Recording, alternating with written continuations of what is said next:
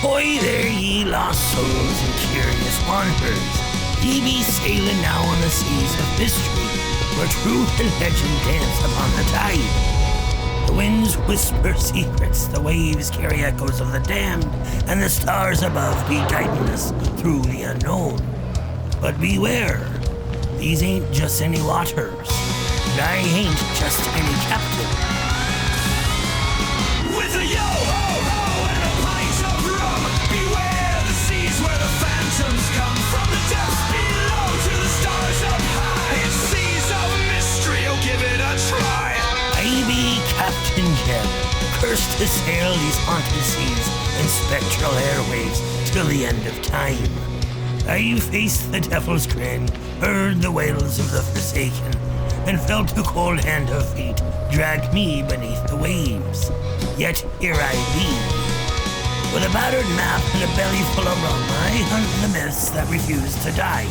Ghost ships, sea beasts, and curses older than time itself. From the depths below to the stars up high, it's seas of mystery, oh give it a try. So sharpen your wits, stoke the lantern bright, and steel yourself for what lies ahead.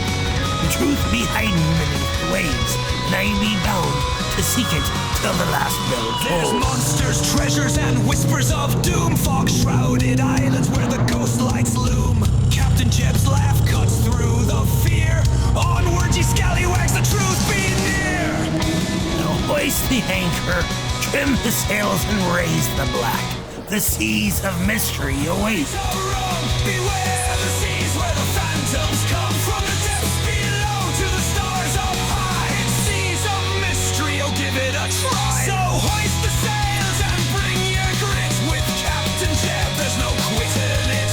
The seas are wild, the legends untold. Set course for mystery, be brave, be bold. Yo ho ho, let's set sail tonight with Captain Jeb and his ghostly light.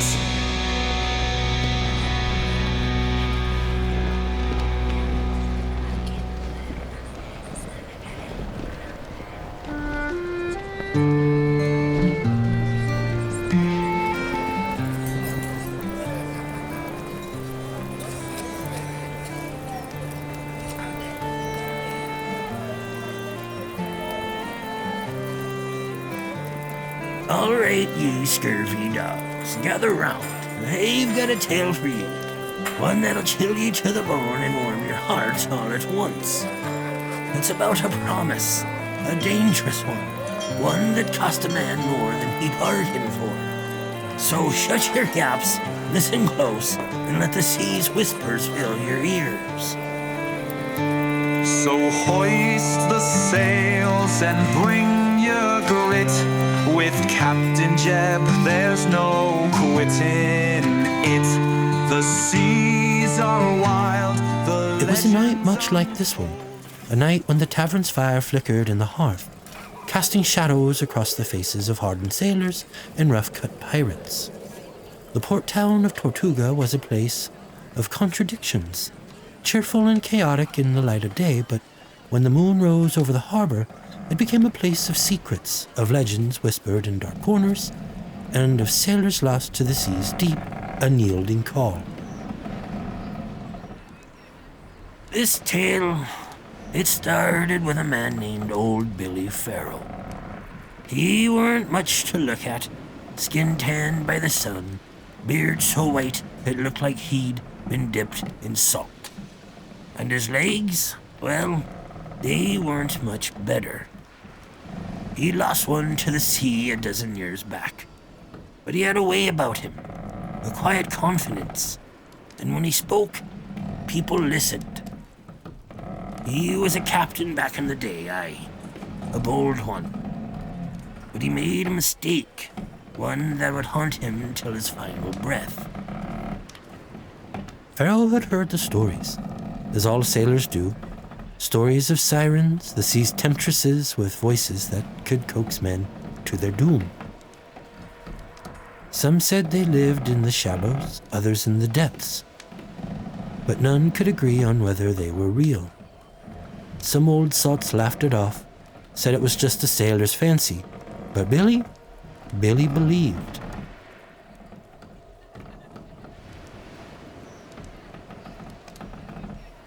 One fateful night, after years of sailing the waters off the Caribbean, Billy and his crew found themselves far from port, no land in sight.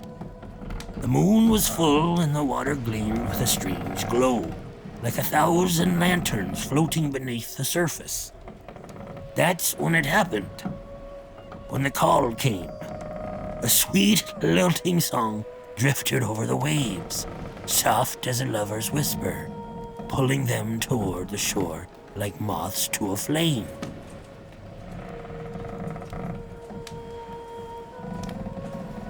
Billy was no fool and he knew the stories. He'd heard the warnings, but he couldn't resist. He believed, that he could outsmart a siren. So he ordered his crew to steer toward the song, thinking the treasure of her voice would be his for the taking. What he didn't know was that sirens, they don't sing to make bargains. They sing to claim their prey. They sailed right into the trap, lads. As they neared the shore, the sea began to churn, the waves rising like the devil himself was breathing on them. The crew was nervous. Some could already see shapes moving beneath the water. But Billy, he was too far gone, lost in that haunting melody. He called for the anchor to stop the ship right where the song seemed strongest, and he ordered his men to lower the rowboats.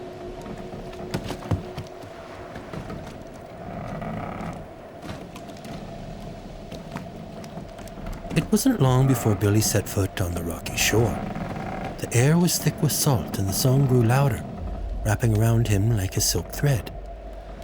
It was a voice, a woman's voice, smooth as honey and sharp as a knife. She sang of love, of eternity, of treasures beneath the waves. And Billy, poor fool that he was, thought he could take it all. But what Billy didn't know was that the siren song wasn't just a call to lure men. It was a curse, a binding, a promise of death wrapped in a pretty bow. And when Billy laid eyes on her, she wasn't just a woman. She was a creature of the deep, her hair flowing like seaweed, her eyes glowing like the moon itself. She didn't just want his heart, she wanted his soul. The moment Billy reached out to touch her, the sea itself seemed to wake, and the ground beneath him gave way.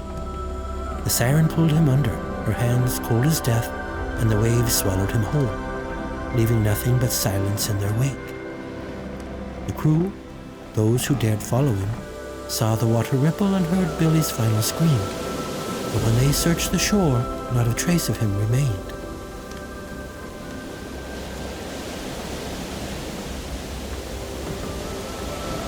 When the crew finally returned to the ship, it was too late to warn them all. That song, that damned melody, lingered in their ears. Some say the siren's call still haunts Billy's ghost. He's the one who sold his soul to the sea, and now he can't escape. The sea keeps what it takes, lad, and it takes what it pleases.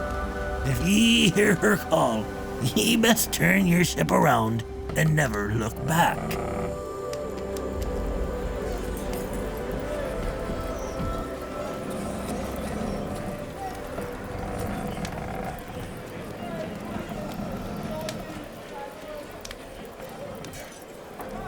Ain't that the way of it, eh? A man thinks he can conquer the sea, but in the end, the sea conquers him. Now drink up, you lot, 'cause tomorrow we sail, and the only thing we'll be chasing is the wind. No songs, no sirens, and no promises we can't keep.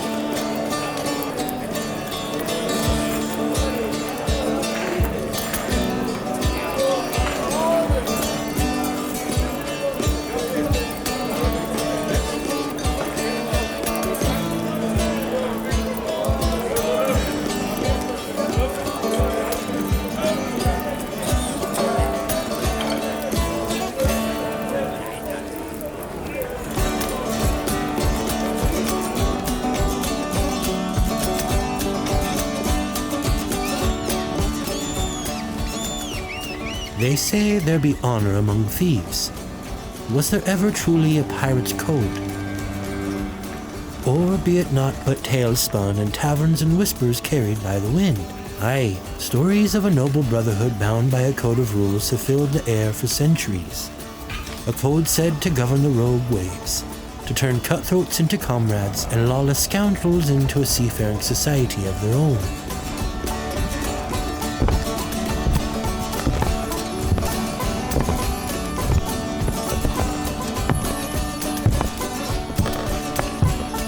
Tonight, we weigh anchor and set sail into the truth of piracy's so-called law. What be myth, what be history, and what be pure legend?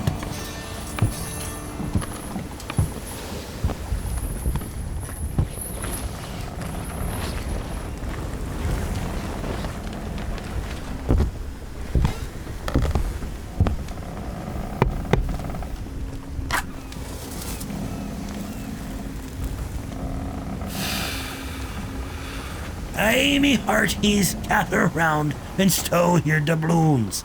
I promise not to plunder 'em tonight. This be Seas of Mystery, and I be Captain Jeb, your host, guide, and spectral scourge of the airwaves. Now if ye be thinking pirates swore to some noble law, ye might just have a bit too much sea foam in your skull. But worry not. I've got me trusty spyglass, and I'll be setting the record straight. What was the pirate's code, really? A set of sacred laws? A gentleman's agreement amongst thieves? Or not but a heap of nonsense made up by landlubbers who wanted to tame the untamable?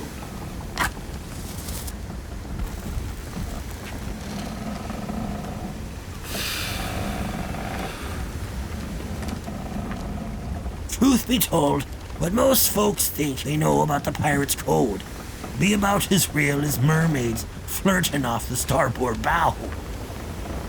But hey, there were rules of sorts. They weren't written by kings or governors, but by the pirates themselves. And if ye broke 'em, well, let's just say there weren't no slap on the wrist.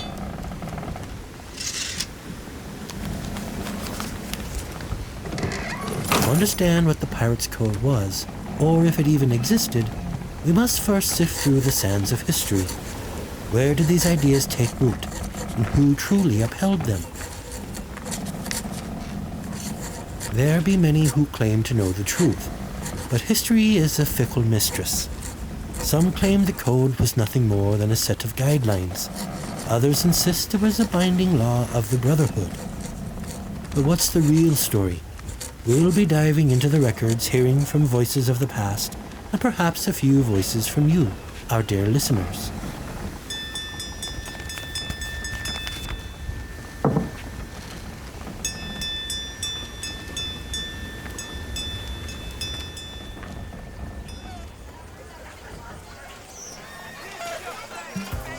Ahoy there, looking to set sail in style?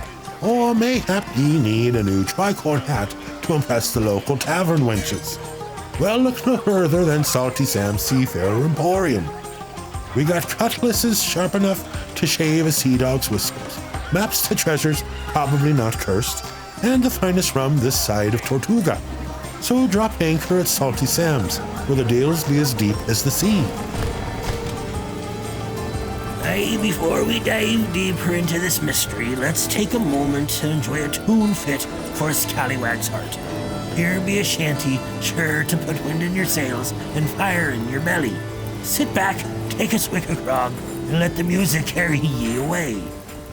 Oh, the sea calls out with the siren's cry, a bottle of rum and the stars in the sky. From Nassau shores to the deep blue sea, we sail for freedom, no chains on me. Yo ho, a pirate song for me, with treasure to find and the waves so free. We fight, we feast, we laugh, we roar, a pirate's life forevermore. Through stormy gales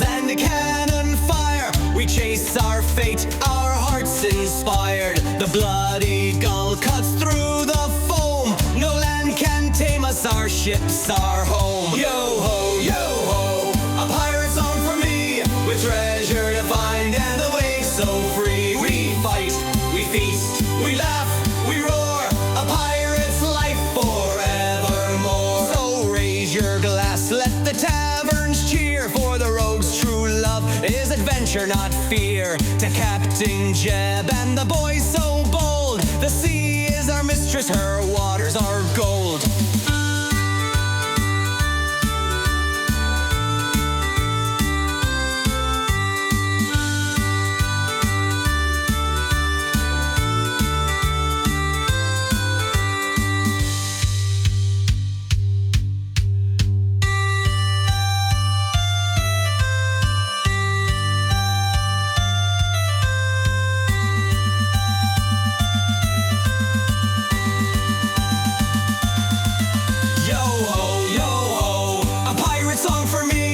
Treasure to find and the waves so free. We fight, we feast, we laugh, we roar, a pirate's life forevermore. From the sun's first light to the moon's pale glow, we'll sail these waters wherever they flow. No crown, no king, no rule, no throne, a pirate's life and we're never alone. Yo ho, a pirate song for me, with treasure to find and the waves so free. We fight, we feast, we laugh, we roar, a pirate's life forevermore.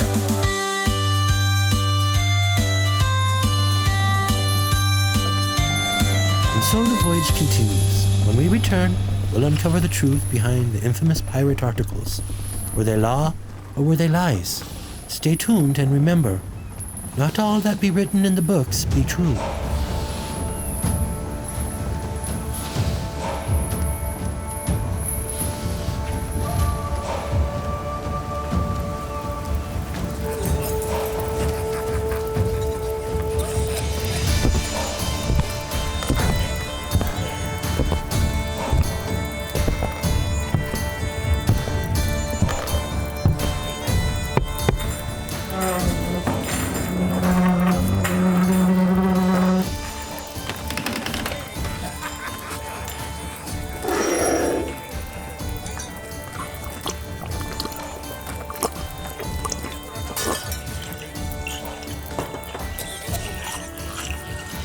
Now the world be full of romantic fools who believe pirates lived by some grand and gallant code, like knights of the high seas.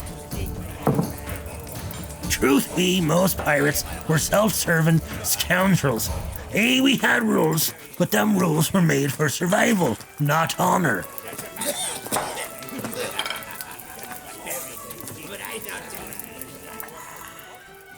Take that pompous blowhard Disney-fied myth, Harley. Bah! If a pirate let ye live after being caught, 'twas because ye were valuable, not 'cause some secret scroll demanded it. If ye think shouting Harley in the face of a pirate would spare ye, I reckon ye be fish food before ye could finish the word. Yet folk keep whispering of a noble pirate's code, sworn to by the likes of Blackbeard, Calico Jack, and even that devilish Bartholomew Roberts.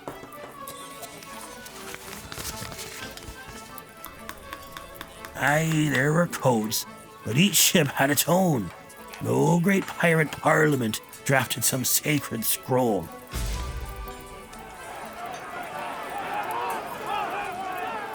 What we do have, however, are written agreements, rules agreed upon by pirate crews, the closest thing to a real pirate's code. One of the most well-known pirate codes was that of Captain Bartholomew Roberts, penned by his quartermaster, a set of articles signed by the crew laying out rules on conduct, plunder, and even democracy aboard ship.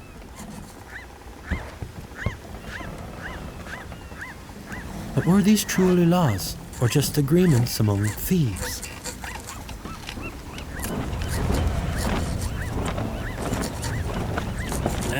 I remember the first time I laid me eyes on a proper pirate's articles.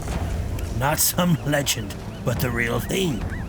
You see, back in my time, when the seas were ruled by steel and blood, Every crew worth their salt had a code of sorts.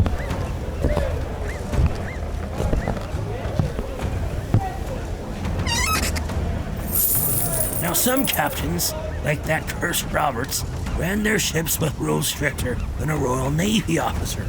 No gambling aboard, lights out at 8 bells. No stealing from your mates. And if you dared disobey, keel-hauled if ye were lucky.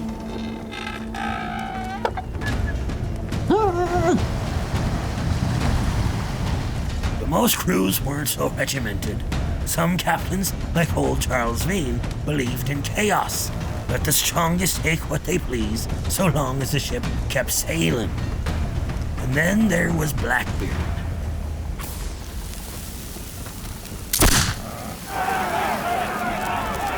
Now he had his own way of keeping order. Fear. If ye broke his code, ye didn't live long enough to regret it. And so we must ask, was the pirate's code truly a set of laws, or was it simply a necessity of survival? Next, we'll dive deeper into the Articles of the Brethren, the so-called rules of democracy aboard a pirate ship. Did pirates truly vote?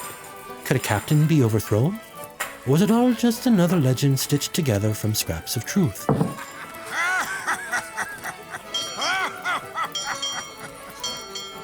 Aye, but first let's take a break. Fill your cups, count your coins, and stick around. The truth be stranger than the fiction, and we've got more to uncover. Ahoy there, sea dogs and scallywags, looking to keep your beard as fearsome as Blackbeard's? Or mayhap ye need a new cutlass that won't snap in the first fight? Then set sail for Dead Man's Depot, the finest supplier of pirate gear this side of the Spanish Main. Swords, maps, even enchanted amulets, though we make no promises about curses. And now, me hearties, a song to carry us further into the night. Sing along if ye dare. What shall we do with Captain Jeb's crew? Shall we do with Captain Jeb's crew? What shall we do with Captain Jeb's crew? The rum runs dry in the morning. Way hey, and up she rises. Way and up she rises. Way hey, and up she rises early in the morning. Send him to swab the ghostly galleon. Send him to swab the ghostly galleon. Send him to swab the ghostly galley till the spirits stop their mourning. Way hey, and up she rises. Way and up she rises. Way hey, and up she rises early in the morning. Time to the mast when the kraken's thrashing. Time to the mast when the kraken's thrashing. Time to the mast when the kraken's thrashing. And hope they don't go swimming. Way hey, and up she rises. Way and up she rises. Way hey, and up she rises early in the morning. Feed 'em to the gulls if they steal my treasure. Feed 'em to the gulls if they steal my treasure. Feed 'em to the gulls if they steal my treasure. And I'll be laughing, roaring. Way hey, and up she rises. Way and up she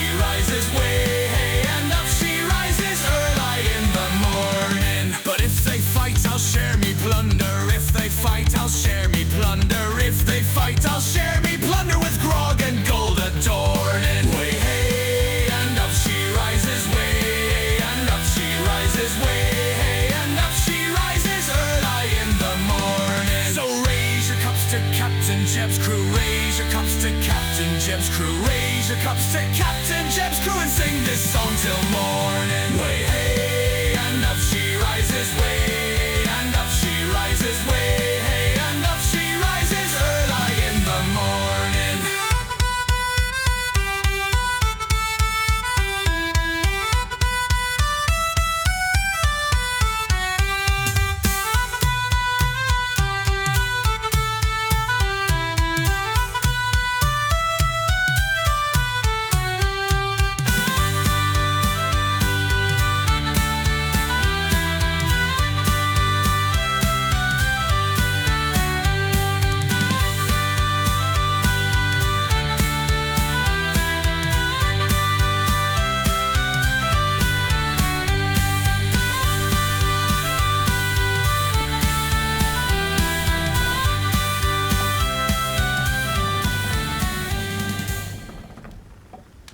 me hearties, welcome back to Seas of Mystery. Now we've been untangling the myths of the so-called Pirates' Code, and to help us separate salt from sand, I be calling on a true scholar of the sea. A woman who knows the difference between a pirate's truth and a landlubber's tall tale. Dr. Eleanor Graves, historian of maritime law and piracy. Doctor, welcome back aboard. Why, thank you, Captain Jeb. Well, I must say, your introduction was colourful as always. Aye, that be me way, Doctor. Always a pleasure to have ye on the show. Now, last time we had ye aboard, ye schooled us on privateers and their dirty dealings with the crown. But tonight, we be diving deep into the truth about this pirate's code business. So tell me, Doctor, did pirates truly swear by some noble creed, or was it more of a loose set of don't kill each other too quickly guidelines? A bit of both, actually. Pirate crews did create codes of conduct, usually called Articles of Agreement. These were written rules that outlined things like how treasure would be shared, consequences for mutiny, and even compensation for injury. But these were practical rules, meant to keep order on a lawless ship, not a romanticized moral code. Ah, so if a man lost a leg, he got some coin rather than a boot to the briny deep. Exactly. Many pirate ships had agreements that guaranteed compensation for wounded crew members. Lose a leg or an arm, you might receive a set amount of gold. Some articles even listed specific payouts. So many pieces of eight for a lost eye, more for a lost limb. It was a crude form of insurance, ensuring that men would still fight even at the risk of serious injury. So a pirate's retirement plan was either a chest of gold or a hook for a hand. Sounds fair enough. But what about the democracy you always hear folks babbling about? Were pirates voting like Parliament? Or be that another bit of nonsense? Oh no, that part is actually true. Pirates were in many ways far more democratic than the Royal Navy. Crews often voted on major decisions, including electing their captain and quartermaster. If a captain failed to deliver plunder or mistreated his crew, they could vote to remove him. A stark contrast to the British Navy, where captains ruled with absolute authority. Aye, in the Navy, if the sailor raised so much as an eyebrow at his captain, he'd be tasting the cat o' nine tails before sundown. But a pirate ship, the captain had to earn his place, or he'd find himself marooned quicker than a cabin boy caught stealing rations. Precisely. A pirate captain led by consent, not by decree. His authority came from his ability to win battles, secure plunder, and keep the crew satisfied. If he failed, he could be overthrown and replaced. That be democracy at sea. Vote for me or vote me off the ship. Now, before we go too deep, let's take a few calls from our listeners. See what questions they have for you, Doctor. Ahoy there, Captain Jeb. And good evening, Dr. Graves. This be Jimmy from Boston. Now, I heard somewhere that some pirate ships had rules about bringing women aboard. That true or just another sea tale? Excellent question, Jimmy. Yes, many pirate articles specifically forbade bringing women aboard. Not necessarily out of morality, but to prevent disputes among the crew.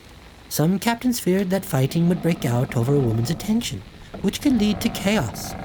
However, there were female pirates, Anne Bonny and Mary Read being the most famous examples, who disguised themselves as men to sail and fight alongside the crew. Aye, Anne and Mary were fiercer than half the blokes on the Spanish Main. Any man who thought 'em weak met the wrong end of their steel soon enough.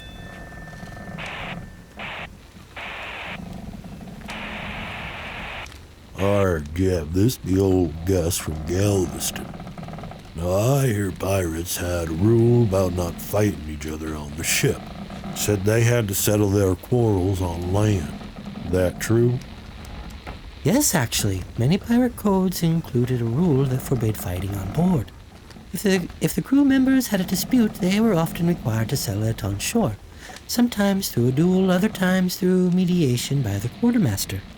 This was to maintain order on the ship. A brawl at sea could turn deadly in tight quarters, or worse, damage the ship itself. Aye, a pirate ship be no place for personal squabbles. Break a plank, or tear a sail, and ye might doom the whole crew. That's why they settle things on land. Duels, fists, or even a friendly game of dice. Hey, Captain Jeb, Dr. Graves, this is Logan from Florida. Okay, so my question, did pirates actually bury treasure, or is that just a made-up legend? Ah, the classic buried treasure myth. No, Logan, real pirates rarely buried their loot. They spent it as fast as they stole it, on rum, weapons, and other indulgences. The idea of buried treasure comes largely from stories like Treasure Island. While some pirates may have hidden their plunder temporarily, most of them live for the moment. Aye, what's the point of stealing a king's ransom if you ain't gonna spend it? Pirates weren't hoarding their gold like dragons. They were drinking it, gambling it, and living large till the next raid. Well, Dr. Graves, as always, you've brought knowledge to these uncharted waters. Always a pleasure having ye aboard Seas of Mystery. Likewise, Captain Jeb. It's always a thrill to separate pirate fact from fiction with you. Aye, and we'll be having ye back aboard soon enough. Now stick around, me hearties. The night be far from over, and we still got more pirate myths to sink. Oh, gather round me, hearties, and I'll spin a yarn tonight of Captain Jeb and the Bloody Gull, a terror in the night. Through the Bermuda waters dark, their black flag flew so high, a crew of cutthroats laughing loud as cannonballs did fly. Yo-ho-ho, and a bottle of rum through cursed seas where the devil's drum. Iron-hook Drake and his cursed gold, a treasure that swallows the brave and bold.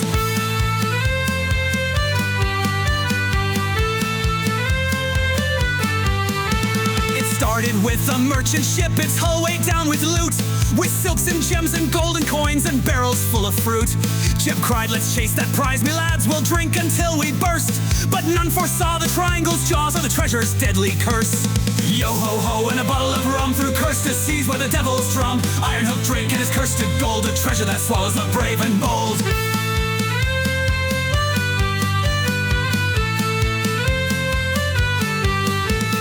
Stormed aboard with blades and fire, their crew was swept aside. The Bloody Gull claimed every coin and laughed at Neptune's tide. But as the fog rolled in that night, the merchant ship did fade, and whispers told of Iron-hook Drake, whose wrath could not be swayed.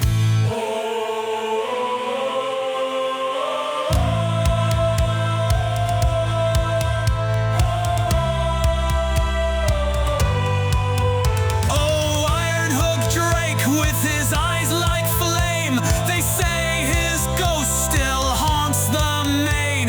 His treasure's cursed, his soul unfree, and he claims the fools who dare the sea.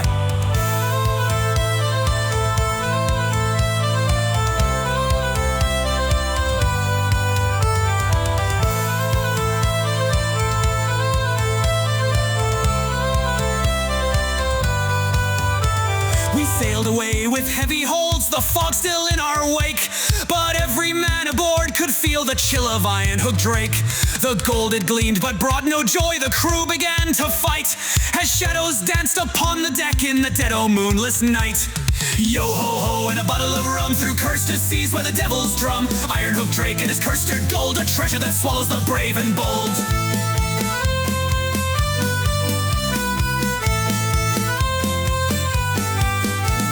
Bloody Gull still sails the waves, but she's not what she once was. Her hull is full of ghostly gold, and her crew has lost its cause. Captain Jeb, he stands alone with a glint in his one good eye, and warns the world of cursed loot as the gull gives its ghostly cry. Yo-ho-ho, and a bottle of rum through cursed seas where the devil's drum. Iron-hook Drake and his cursed gold, a treasure that swallows the brave and bold.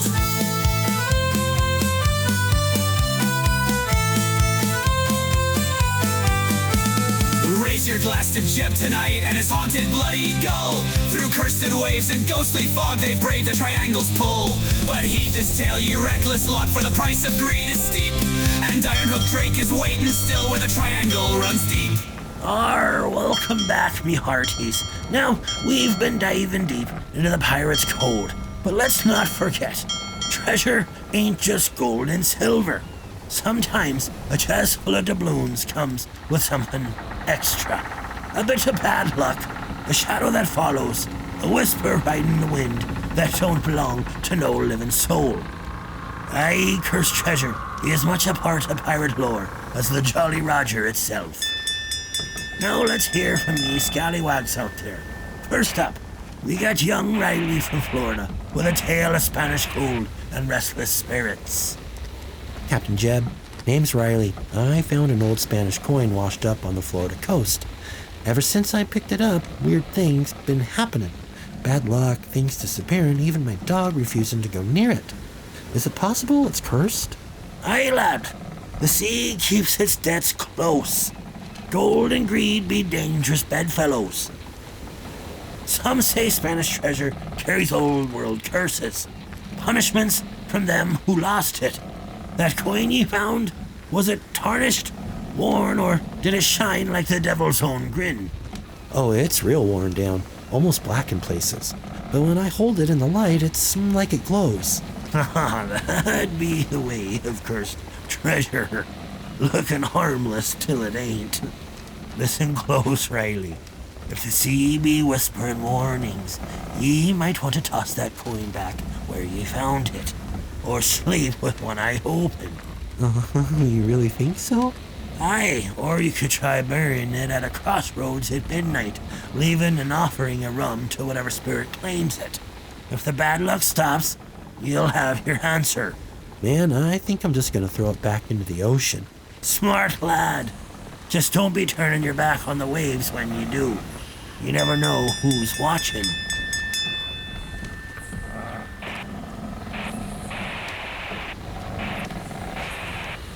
Jeb, this is Marty from Charleston. Now, I don't believe in curses, but I gotta tell you, years back I bought an old map from an estate sale. Looked like it might have been something special. But every time I set it down somewhere, I find it in a different spot. Once I locked it in a drawer, and the next morning, it was on my desk. Sounds like ye got yourself a map with a mind of its own. Tell me, Marty, was there red ink on this map? A big X marking a spot?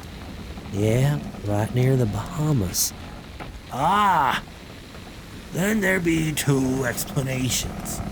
Either ye got a mischievous poltergeist in your home, or that map be trying to get ye to the treasure before someone else does.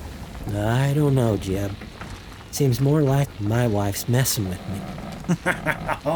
Aye, that be possible. But humor me, mate. Next time the map moves, leave a bit of rum next to it overnight.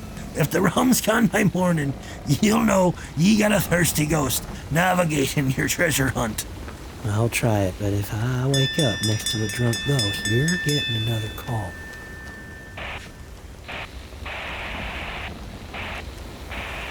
Hi, Captain Jeb. This is Chloe from Savannah.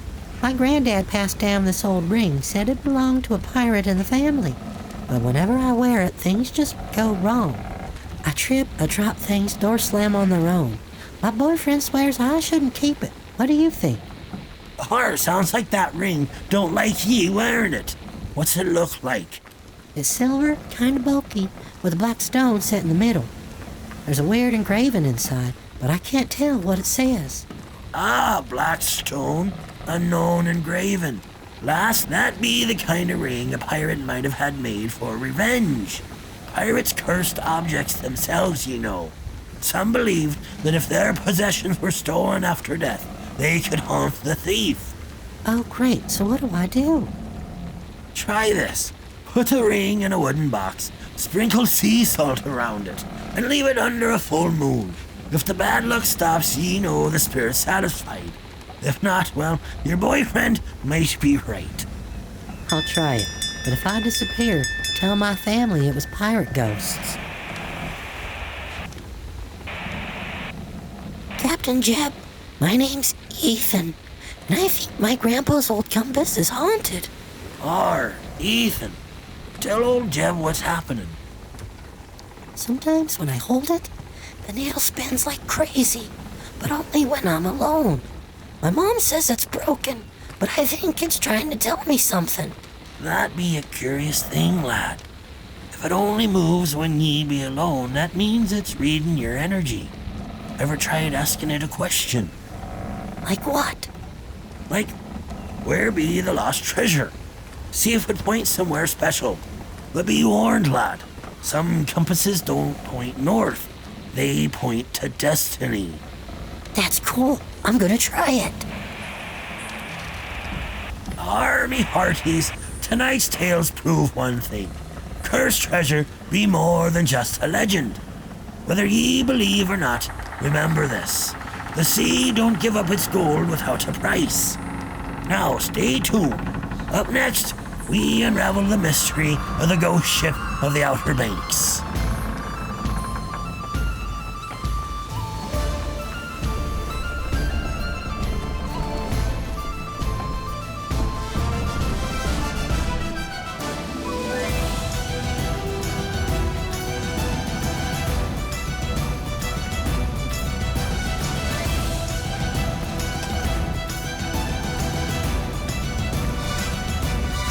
Army hearties, the sea be filled with mysteries old and new. But sometimes the strangest tales ain't told in books or sung in shanties. They be passed down through blood, whispered from father to son, mother to daughter, like a secret oath to the deep. And tonight, I've come across some fine letters from listeners who claim their own kinfolk crossed paths with the supernatural. Ghostly deaths, cursed coins, whispering chests, aye, the sea don't forget, and neither should we. So let's crack open these parchments and see what fates the tide has washed up. Now our first letter comes from Elias in Nova Scotia. Let's see what he's got to say. Captain Jeb, my great-great-grandfather was a fisherman, and he swore up and down that a pirate ghost haunted our family, demanding tribute of gold. Every year on the anniversary of some long-forgotten event, he'd walk down to the shore and leave a single gold coin on a flat rock near the tide line, and every year by morning, it'd be gone. Aye, Elias, sounds like your family be paying its dues to a spirit of the deep. Now, some might say it's just a bit of superstition. Maybe a trick played by the wind, or some clever beachcomber who knows when to check. But I be thinking, if a man be leaving gold out for a ghost and living long enough to tell the tale, maybe he was wise not to test his luck. The thing is, Captain, nobody in my family knows why we do it. My great-great-grandfather said his own father told him it was necessary, that some debts never sink. No one has ever dared to stop, but we have no idea what started it in the first place. I don't know if I believe it, but I also don't want to be the one who finds out what happens if we don't pay. Or that be the weight of history, lad. A man don't pass down a tradition like that lest there be a reason. It be the sort of mystery that makes a pirate's whiskers twitch. Was it an old bargain struck with a ghostly captain? A way to ward off some misfortune that once struck your kin? Or maybe, just maybe, your great-great-grandpappy saw something out there one night. Something that made him decide leaving a bit of gold was a small price to pay.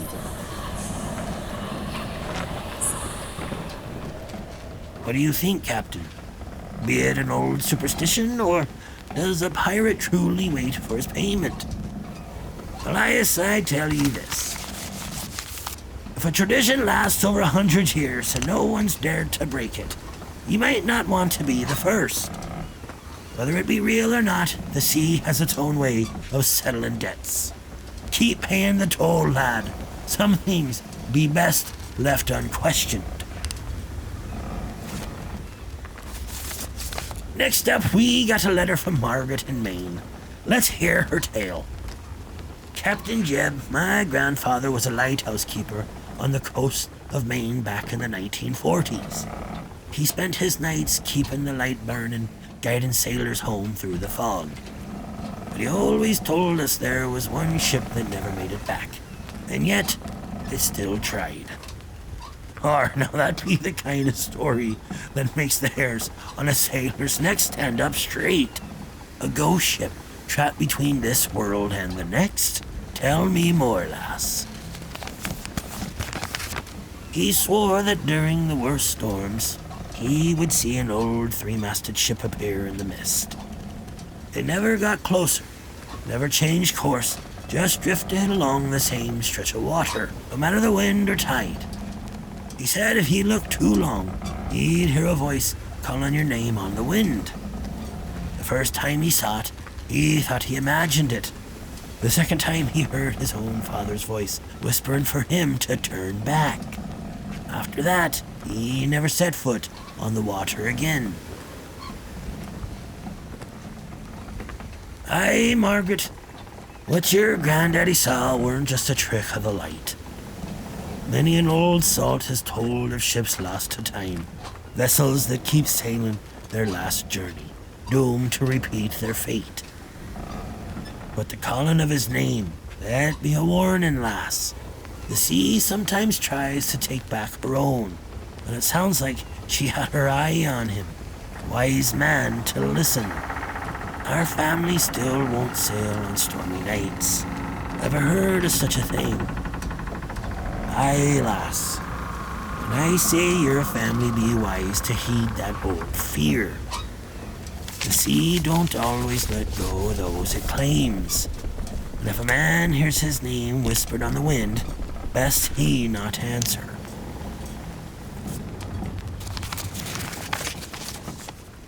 Now this next letter comes from Isaac in Bermuda.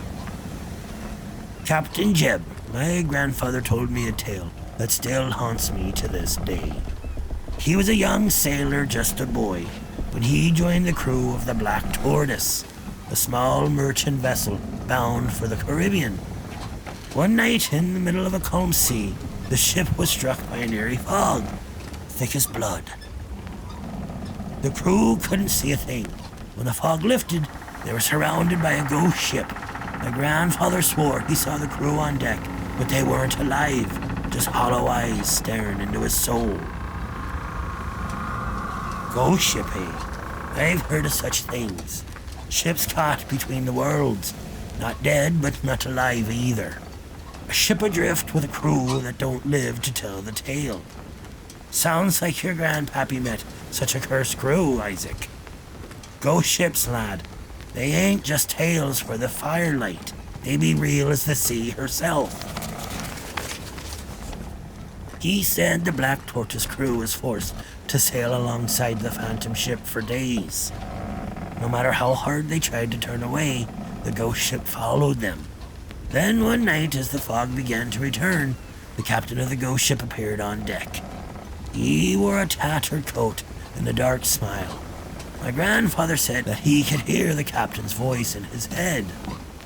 There's always a price to pay for the sea's freedom. And with that, the ship vanished as quickly as it came. Aye, Isaac, I've heard that line before. There's always a price to pay for the sea's freedom. Those words ain't just a warning, lad. They be a curse. Some say once ye meet a ship like that, you're never truly free again. The sea takes what she wants, and she don't care whether ye've earned it or not. Now every year on the anniversary of that night, my family gathers and tells the tale. But some of us are starting to feel uneasy. We hear creaks and moans in the night.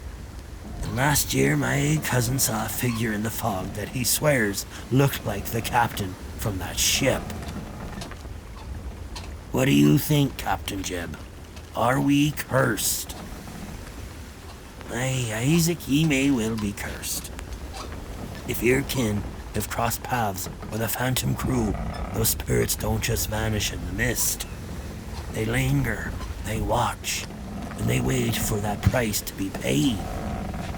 Whether it be a storm that doesn't end, or the creak of an empty ship in the night, that debt will come due one way or another. Tell your family to be wary, and to never look too long into the fog. Ye might see something ye wish ye hadn't.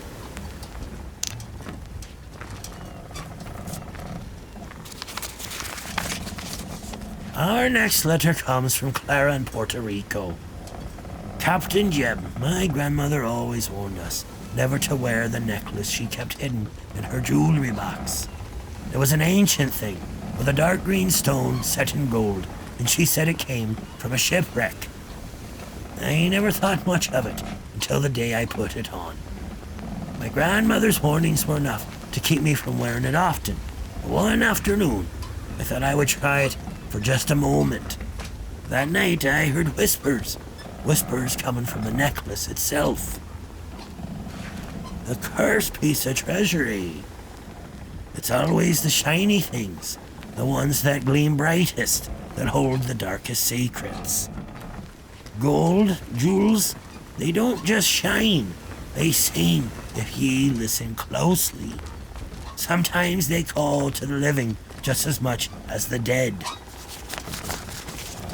I couldn't understand the words at first, but I felt as though they were calling my name. I took the necklace off, but that night strange things started happening. My husband's ship was caught in a sudden fierce storm, and my daughter began having terrible nightmares. She screamed in her sleep about the ghosts of the Armada coming for her. The storm only stopped when I threw the necklace into the sea. The ghost of the Armada, eh? Now that be no simple tale. The Spanish Armada, lost to the sea in time, be a bloody chapter in history. Some say their ships still sail the waves, never to return to port, forever cursed to wander. Sounds like that necklace might have been a token of their restless spirits, bound to drag anyone who wore it into their cursed storm. Since I threw the necklace back into the sea, things have calmed down, but my daughter still talks about the ghosts in her sleep. I'm not sure if it was all in my head or if the necklace was really cursed, but I wanted to ask, do ye think the spirits of the Armada can be vengeful? Aye, Clara, I do. The sea holds many spirits. Some are calm, but some be downright vengeful. If that necklace came from a ship that met its end, then the ghost tied to that vessel could well be tied to that very treasure ye wore. I'd say ye did the right thing tossing it back to the sea. But if your daughter still hears the whispers, you might want to keep your distance from that cursed place for a while. Those spirits don't just vanish. They haunt until they find what they're looking for.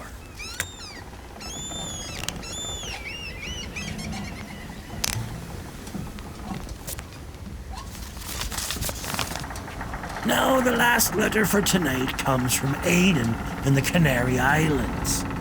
Captain Jeb, my father worked as a diver, searching for wrecks off the coast of one of the small islands in the Canaries. He always told me about a treasure chest he found, half buried in the sand, with strange markings and a lock that seemed too ornate for its time. He said when he touched it, he heard voices from the chest. At first, he thought it was just the pressure of the water messing with his head, but after he opened it, everything changed. Voices, ye say? Aye, that's a sure sign of a cursed chest. Some treasures be better left buried, 'cause once ye let them out, they bring their darkness with them. Let's hear the rest of this tale. He brought the chest back to shore, but after that, strange things began happening. He said that at night the chest would move on its own, sometimes even whispering louder. There was rumors among the local fishermen of a shipwrecked crew, but my father never spoke about it after he started hearing those whispers.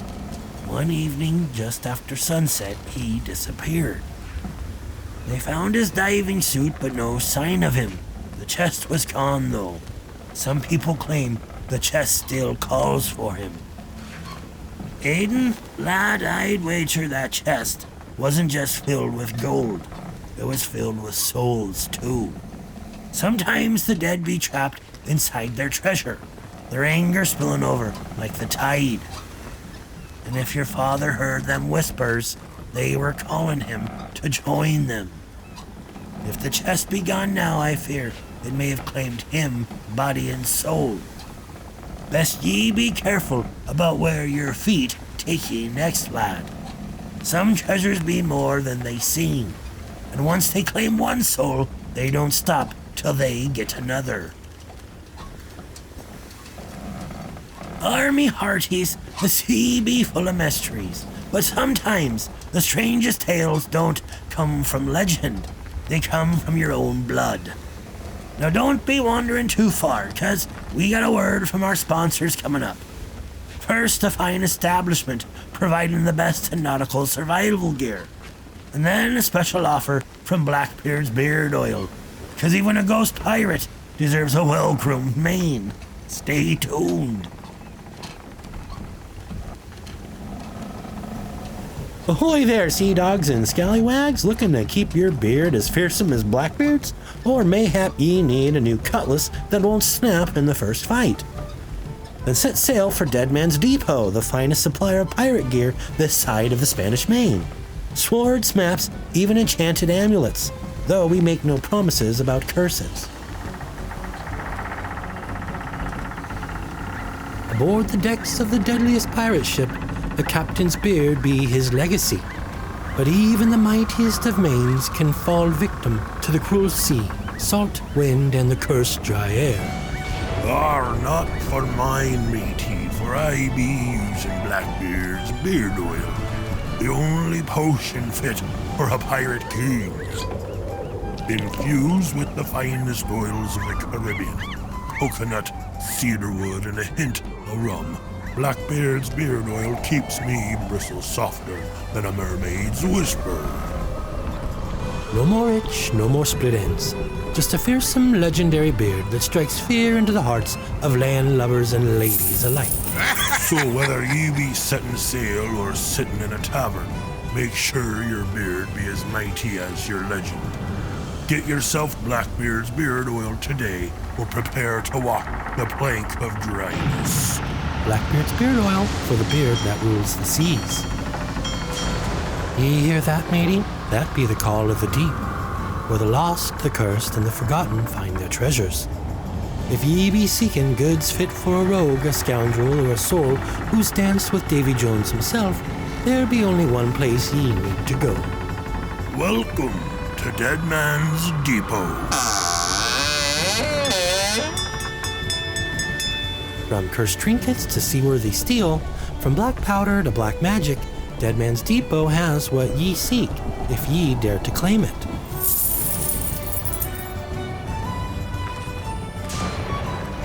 Looking for danger that's tasted the blood of 1,000 men? A map to a treasure long lost to time? Or perhaps a vial of something to make your enemies sleep forever? But beware, every item here comes with a price, and not all debts be paid in gold. Ye shouldn't have taken that. Dead Man's Depot, where fortune favors the bold, and the foolish find their doom.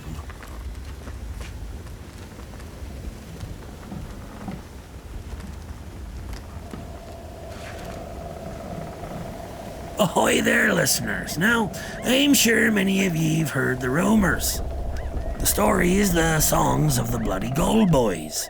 But tonight I'm gonna share with ye a tale that'll give ye a peek behind the curtain, so to speak.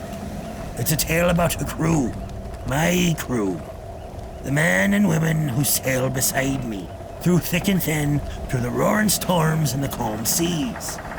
But they're not just sailors, they're legends in their own right. So pull up a seat and let me spin ye a yarn.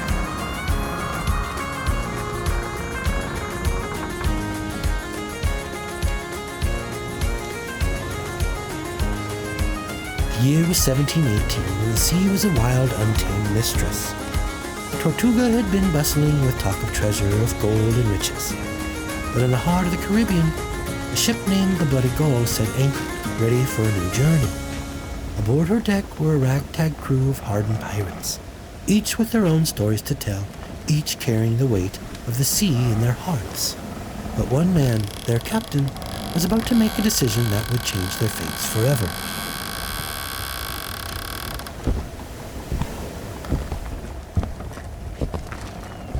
Aye, it all started on a night just like this. A full moon hanging heavy in the sky, and the sea calm as a baby in a cradle. We'd been stuck in port far too long, and my crew, well, they were itching for adventure. I'd promised them a treasure, something far grander than the usual haul, something that would make even the most seasoned pirate's mouth water. A map to an island said to be cursed, an island where a treasure of unimaginable value lay buried beneath the sands. But there was a catch, of course. The crew had been warned about the island. The locals spoke of spirits, of curses, of men who had disappeared after seeking the treasure. But for Captain Jeb and the Bloody Gull Boys, there was no turning back. They had a thirst for fortune, and a love for the danger that came with it. So I gathered me crew around the map table that night. They all had their own ideas about how this treasure hunt would go down. And there, in the flickering candlelight, I introduced them to the island. This here, I said, is our destiny.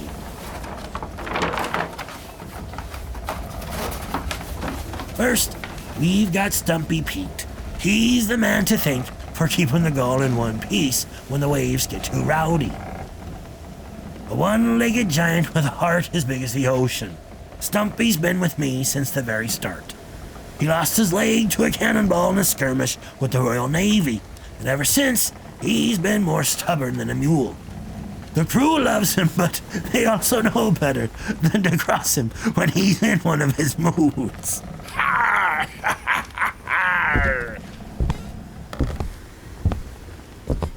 You'll never find a better man to keep a ship afloat, eh? The sea may have taken me leg, but it's never taken me spirit. That map, I'll be the first to set me foot on that cursed island. Just ye wait. Hey, Pete's always ready for a fight, whether it's with the sea or the rest of us. But don't let his gruff ways fool you. When it comes to the ship, he's a master.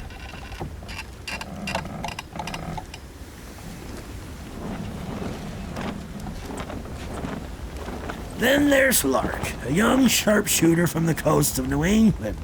Now Lark, she's got the keenest eyes I've ever seen. A whisper of wind, a flutter of a gull's wings. Lark sees it all. If there's danger lurking in the distance, you can be sure she'll spot it before it spots us. Hi, Captain. There's always something out there waiting to be seen. The horizon's my second home, and I don't miss much. If we're heading into a storm, I'll have us turned around before the first gust hits. She's a valuable asset, Lark is. Silent, deadly, and as sharp as the blade she carries. She's quick to act when things get sticky, but also quick to offer a drink or a kind word when the crew needs a lift. Now don't forget Gus, our quartermaster. He's as clever with coin as he is with a map. A fast talker, that one. Can haggle with the best of them. But make no mistake, when it comes to dividing treasure, Gus makes sure every man gets his fair share. It's all about balance, Captain. I've seen men lose their heads over gold, but I've also seen them find their place with a little bit of patience. Every man needs a share, and I make sure they get what's rightfully theirs. Aye, Gus, he is a slippery one, but he's got a good heart beneath that silver tongue. Now the last member of our crew, you've all heard of him, I'm sure. Red. Old Red is the heart and soul of the Bloody Gull Boys. The man's got the loudest laugh, the most outrageous stories, and an appetite for adventure that rivals any captain. He's the one who makes the crew feel like a family, always lifting our spirits, no matter how dark the waters get. Ahoy! You don't just sail with the Bloody Gull Boys, you live with us. Ain't no better crew in the 7 seas. If there's a fight, you best believe I'm right in the thick of it. And if there's a celebration, well, you can count on me to bring the rum.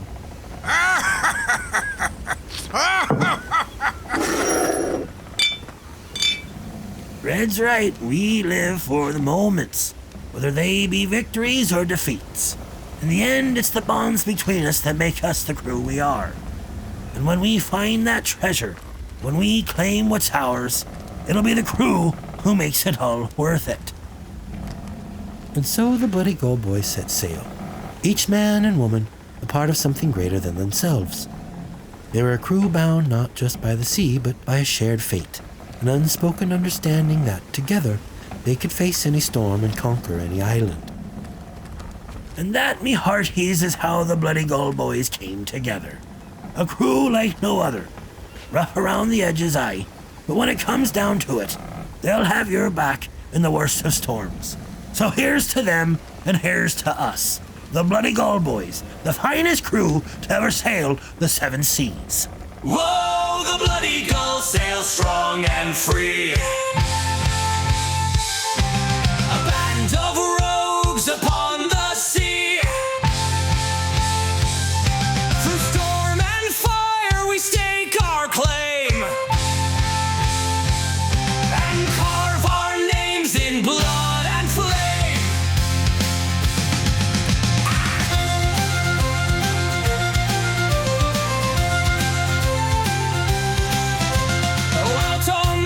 Where the winds do roar, we sail together, always hungering for more. The Bloody Gull's our home, our pride, our flame. The name of our ship strikes fear in the game. The Bloody Gull Boys, aye, we're a wild crew. From the stormy seas to the sky so blue. With a heart full of rum and a pocket of gold, we sail through the storm and we're mighty and bold.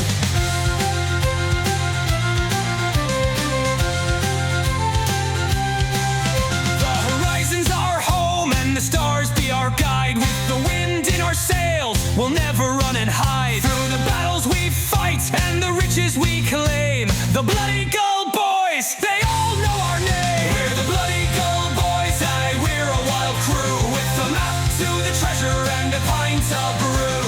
We laugh at the danger, we drink to the chase. We're the Bloody Gull Boys and we own this place.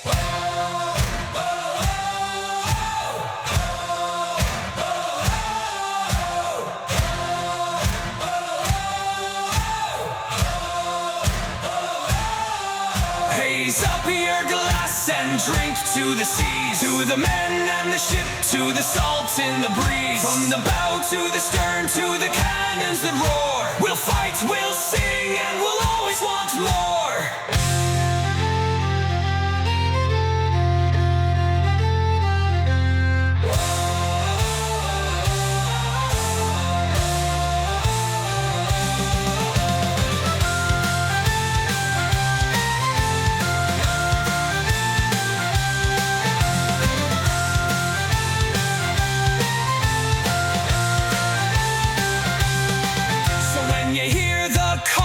The Bloody Gull's name, know 'tis a crew that'll rise up and claim the treasure, the fortune, and legends untold. The Bloody Gull Boys forever bold. We're the Bloody Gull Boys, aye, we're a wild crew. From the stormy seas to the sky so blue. With a heart full of rum and a pocket of gold, we sail through the storm and we're mighty and bold.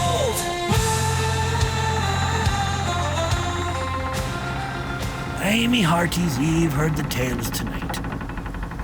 The treasures, the curses, the ghosts, and the whispers of the sea. The pirate's code be more than just a set of rules. It be a way of life, forged in salt and blood. Whether ye be a landlubber or a seasoned sailor, ye can't ignore the power the sea holds over us all. It be a world of contradictions. Freedom and slavery, honor and treachery, treasure and ruin. Now about that pirate's code. The code wasn't some grand document with fancy letters. It was more a set of guidelines written by men who knew the dangers of the sea. Ye take what ye need, and ye give what ye owe. No one's above the code, not even the captain. The code kept order, and order kept us alive for a time. But don't be fooled. On a pirate ship, life was rough. It weren't all treasure and rum. A pirate ship. It be a brutal place, lad.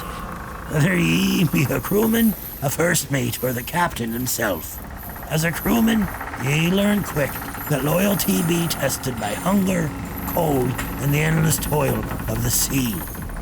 No comforts, no promises, just the waves and the wind. A day's work could be death, and death could come quick if ye weren't careful. It was about survival, not glory. As a first mate, ye had to balance discipline with compassion, for the crew could turn on ye faster than a storm, but ye had the captain's ear. If ye were lucky, ye got a little more rum than the rest of the crew. But a captain. Now, a captain's job be the hardest of all. The ship be your kingdom, but the crew be your court. They follow ye, aye, but they never forget that they be men, wild, desperate, and always hungry for more. But as I said, the sea takes what it will. And that gold ye chase, well, that be the chain that binds ye. A pirate might start with the dream of a life free from the law, free from the shackles of a landlocked existence. But the sea, she don't care for dreams. She takes what she wants. And sooner or later, the gold ye find becomes the weight ye carry. You get rich, sure, but ye pay in other ways. A man who chases treasure can end up losing his soul, or worse. So remember this, me hearties. The pirate's code might give ye the illusion of freedom, but in the end, you'll find that the only thing truly free be the wind and the waves. Everything else be bound by the choices ye make, and the treasures ye chase.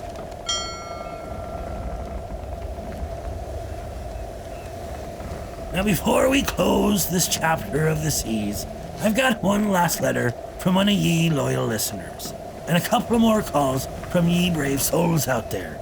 So let's hear them before the tide calls us all away.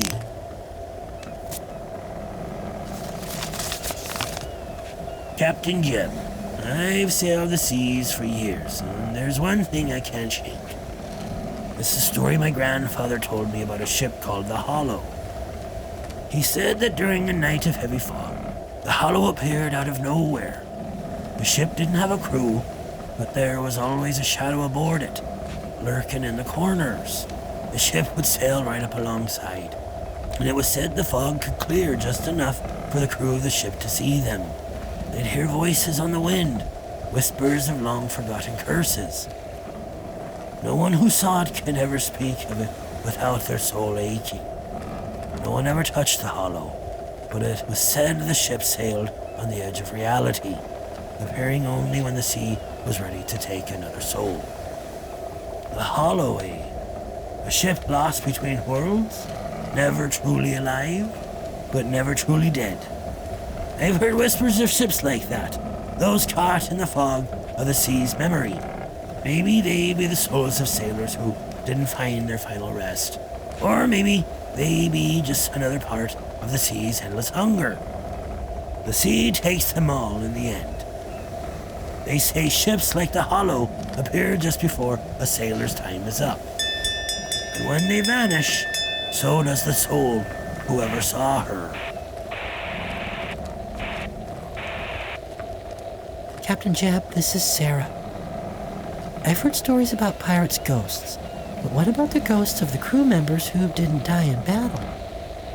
My grandfather was a quartermaster on a pirate ship in the 1700s, and he swore that after his death, the crew would see him walking the ship at night, going about his duties. Some said he never left. He was too loyal to the ship, even in death. Do you think it's possible for a pirate spirit to stay on the ship forever? Aye, Sarah, it's possible. You see, some pirates love their ships more than their own flesh. They lived and died for them.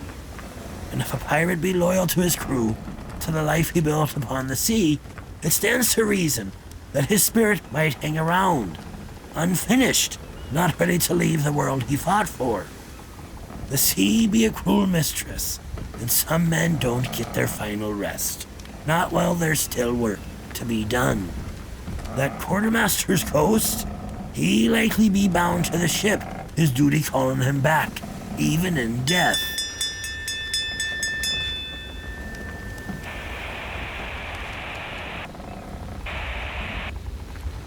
Ahoy, Captain Jeb. I've got a tale of my own about a map. I was cleaning an old chest I inherited from my uncle when I found a map. It was old, faded, and had strange markings. The thing is, I'd never seen a place like what was on the map. It led to an island that doesn't seem to exist, but my uncle swore he went there. He said the treasure wasn't gold. It was a different kind of wealth, a curse. Anyone who tries to claim that treasure ends up losing more than they gain. What do you think? Can a map lead to a cursed island? A map to nowhere, eh? Aye, lad, that's how the sea works sometimes. A treasure map might lead ye to a place, but it doesn't mean it's to be found. Some treasure be hidden for a reason. Curses? Well, they don't care what treasure they guard. They take what they can, whether ye be rich or poor. If your uncle's story be true, ye best leave that map where ye found it, and pray it doesn't find ye again. Next week, me hearties, we dive deep beneath the waves to explore Atlantis and the Sunken Cities. Are they mere myths, or is there truth hidden in the depths? Join me as we chart a course for the lost worlds and uncover the mysteries they've kept for centuries. Don't miss it, or ye may find yourself sinking into the deep, never to return.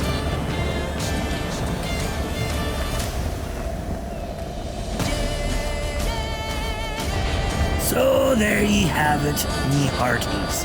The Pirate's Code, a patchwork of truths, half-truths, and salt-soaked lies. Whether ye believe in honor among thieves, or think it not but a tavern tale, one thing be certain. The sea takes what it will, and the gold ye chase may just be the chains that bind ye. Till next we sail, keep a weather eye on the horizon, and beware the cost of greed.